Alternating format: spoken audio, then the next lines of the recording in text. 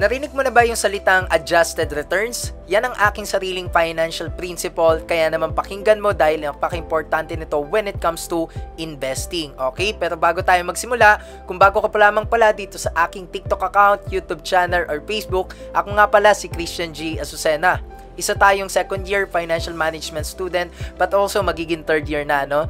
Tayo rin po ay isang content creator, business owner, a global trader and investor across different financial markets. So gumagawa nga tayo ng mga contents about finance, financial principle, corporate finance, personal finance, and definitely about trading and investing para knowledgeable tayo, no, kapag susuong tayo sa market. Okay?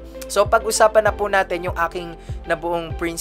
Actually, may nakaisip na neto. Pero kumbaga, ginawan ko lang ng variations, no, at ginawan ko lang ng mga lessons patungkol dito, no. So, yung adjusted returns, ibig sabihin nito, kapag kami stated return, no, halimbawa nga sa Pag-ibig MP2 na 7.03% na annual return compounded, ay yan po, hindi talaga yun yung totoo, no? Sir, bakit? Dahil stated return yun. Kailangan pa nating i-adjust because of the several factors, no? Halimbawa, yung inflation, yan po ang number one, kumbaga, para sa akin, na dapat nating i-consider. Bakit, no?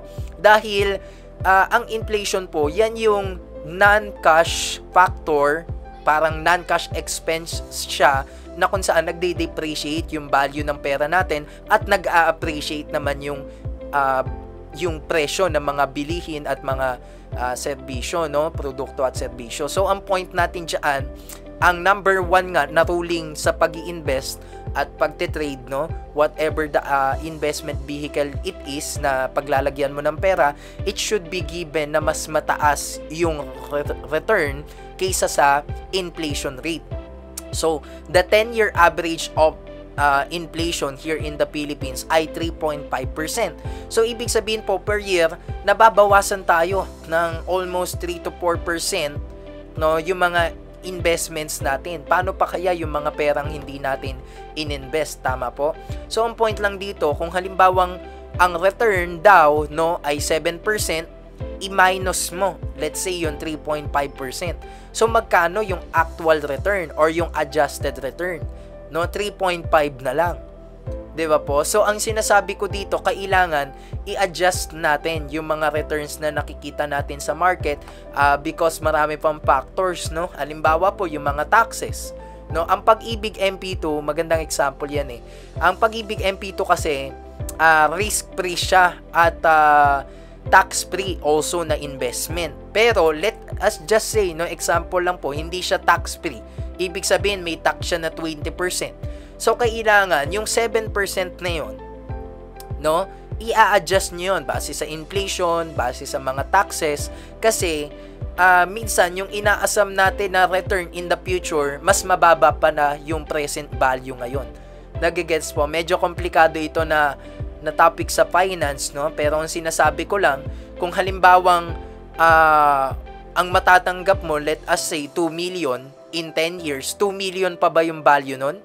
Hindi na, nag-adjust na. Kasi bakit? Ang value na lang talaga nun, no, let us just say 1.5 million because of the inflation, because of the taxes that will be implied to the capital gains, no? So yun po yung sinasabi ko na napaka-importante na i-consider natin yung mga external and internal factors sa pag-i-invest, no?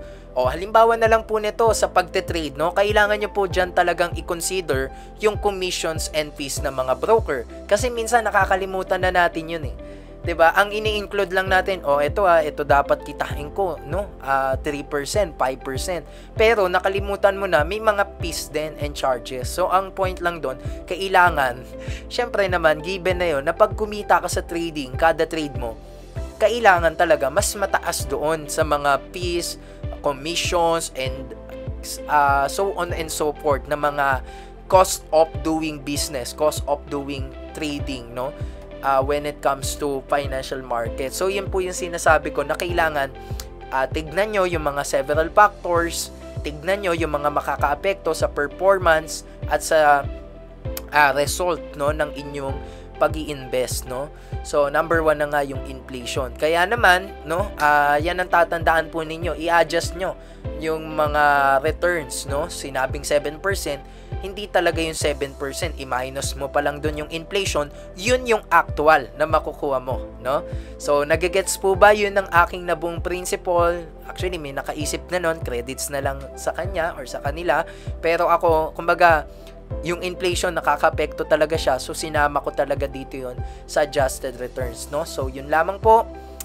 Marami pa pala mga factors, no, katulad nung yan, mga taxes, depreciation and amortization, yung mga non-cash na hindi natin nakikita, 'di ba? Parang akala mo 2 million pa rin siya, pero pagdating ng araw yung 2 million mo konti na rin ang mabibili nun, no. That is the principle of time value of money in finance, no.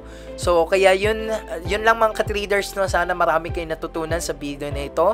Mag-like, share and subscribe, and i-comment nyo kung ano pa yung mga contents na gusto nyong pag-aralan at pag-usapan po natin dito. So yun lamang po, the Estudyante Trader here. God bless you all. Bye-bye.